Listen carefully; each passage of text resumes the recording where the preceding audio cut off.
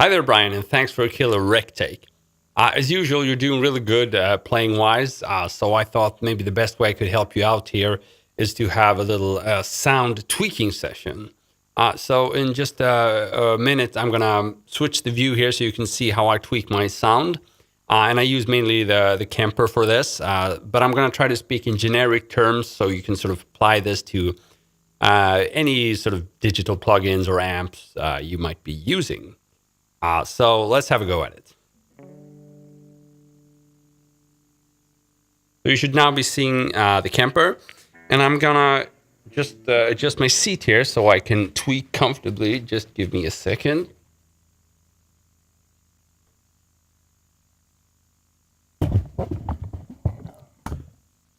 Okay. So there we go.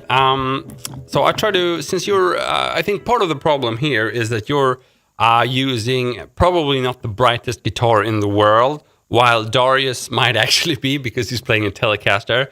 It does seem to have humbuckers, so it's a bit of a compromise there. But as you could see, I'm sitting here with a Les Paul, which is one of the darkest instruments I have. So just to try to put myself in the same situation as you. And so how can we turn this dark sound into something brighter that reminds a bit more of the tone Darius is using for his vintage lesson there? And it's a really cool tone, and it has that, I love that bright in-your-face kind of sound. It's really breathing Telecaster or even Stratocaster. But here's what I've got to start with. So yeah, I'd say it's pretty authentic, but it's still really dark sounding. And it does remind me a bit of your sound there. Where should we start here? The obvious place is to look at just the EQ, right? So the first thing to try would be to decrease the bass frequency. And maybe boost the middles a little bit because they're there, but they're already there, but they can definitely add brightness. It's already better, actually. Same thing with treble. Treble, I'm always careful. It can turn a decent sound into something horrible sounding. It can get really harsh, so still okay. And then presence would also be my. You can usually boost that a bit more aggressively because it's just the very top end of the sound, but it can definitely add presence. Still better, but it's still also far from Darius's sound here. Let's see if I can just load that up. Yeah, his is much, much brighter. Of course, we're hearing it with the backing track here. His sound there would sound almost bad just by itself, but since he has the bass going, it really complements the mix brilliantly and sounds awesome. So sometimes, you got to have that in mind when you're tweaking your sound. It's not really supposed to sound good on its own.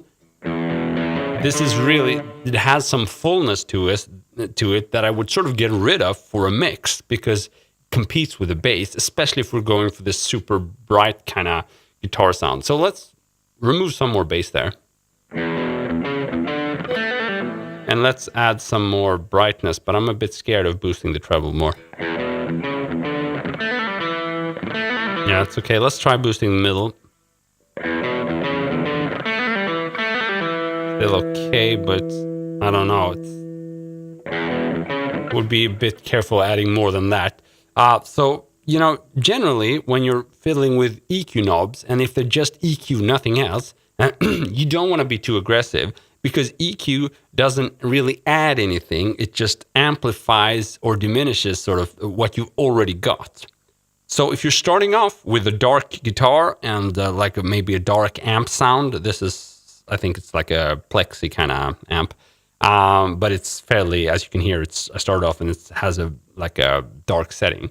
So if you have that, you can't just go crazy with the EQ because there's nothing there to boost after a while. You're just going to be boosting bad stuff. So what you have to do is you have to add overtones. You have to add via distortion. You have to add something that isn't already there. So that's when we head towards stuff like maybe a tube screamer or like a treble booster.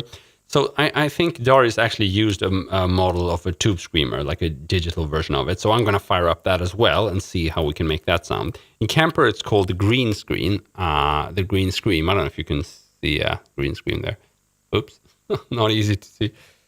So yeah, it's already better, but this has a lot of, the preset had a lot of drive, and we're not really looking for that. The classic tube screamer setting does not have the drive knob turned up. It does have just volume turned up and the treble turned up. It's called tone here. Yeah, it's getting brighter here. A little bit too much gain. So what I'm going to do is I'm going to try decreasing the gain of the amp. Since we're now boosting the signal, we could get away with less gain on the amp and more signal coming from the tube screamer.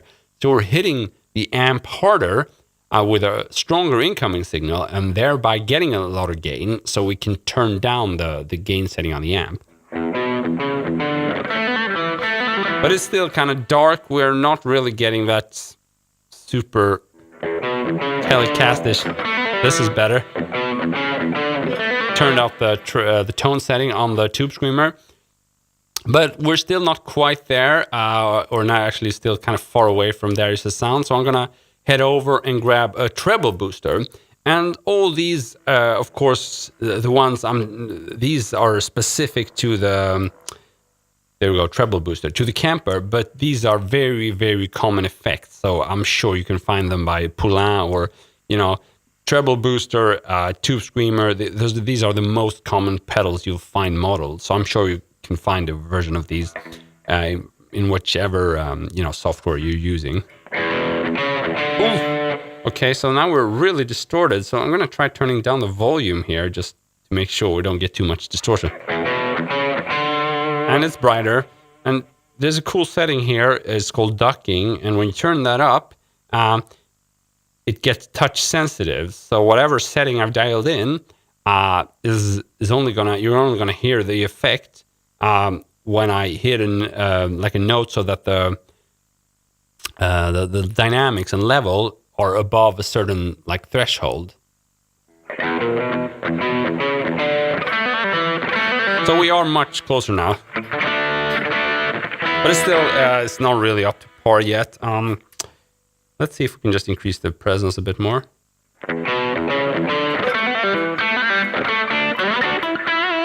Still a bit like muffled, not really that present.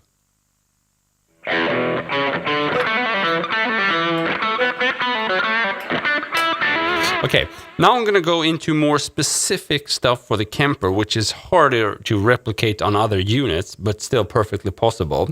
But Kemper has a definition setting, which is kind of cool in the amp section here. So I'm just going to totally boost that and give me a brighter amp.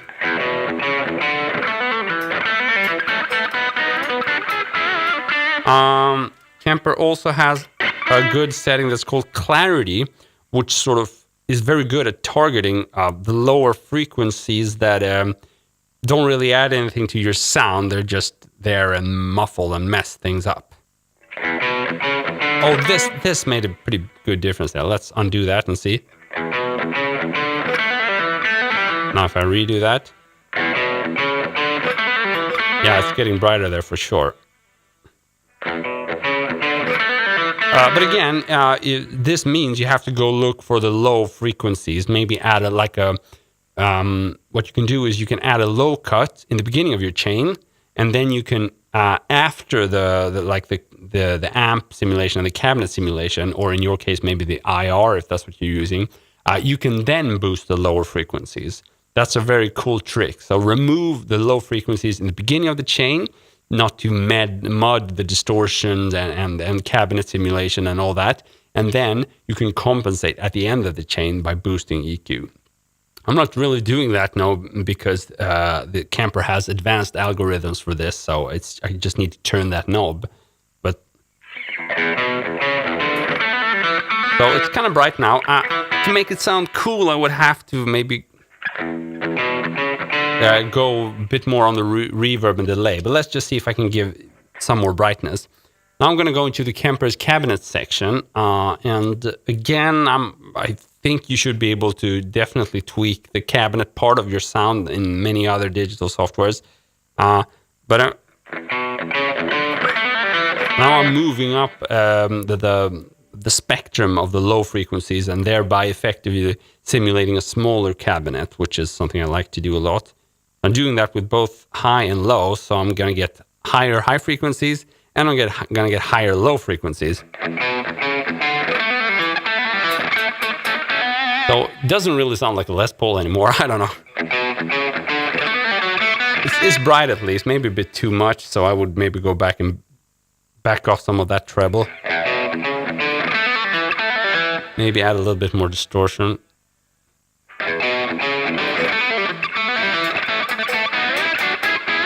Okay, but it still sounds kind of bad, so maybe see if we can find a better reverb there. Something called natural reverb there. Turn off the delay and just see if we start with the...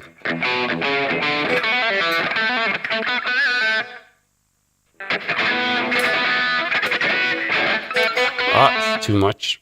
Maybe turn down the decay time a little bit.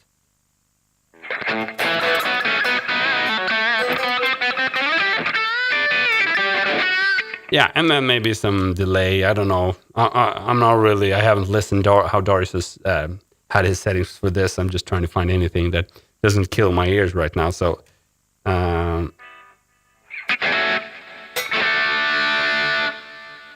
this is.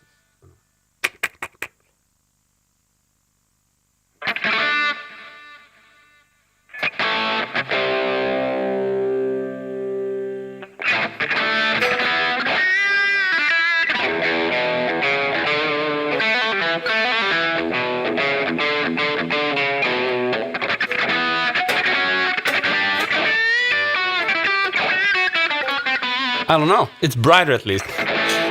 So there are some stuff I would try. You know, I obviously didn't start out with a sound that I knew would sound amazing. I purposely started off with a sound that sounded a bit muddy and maybe reminiscent of what you had. I still think your sound has something very organic to it, so it's not a bad starting point. It's just that it's not at all as bright as Darius's, and that can be hard depending on what pickups you have and what guitar. It can be a bit hard to get close. And if you're very far away, your best friends are probably going to be boosters of some kind because they can drastically alter the original signal. With EQ, you're not as likely, or here are the EQ knobs, you're not as likely to really alter the sound. It's more of small tweaks.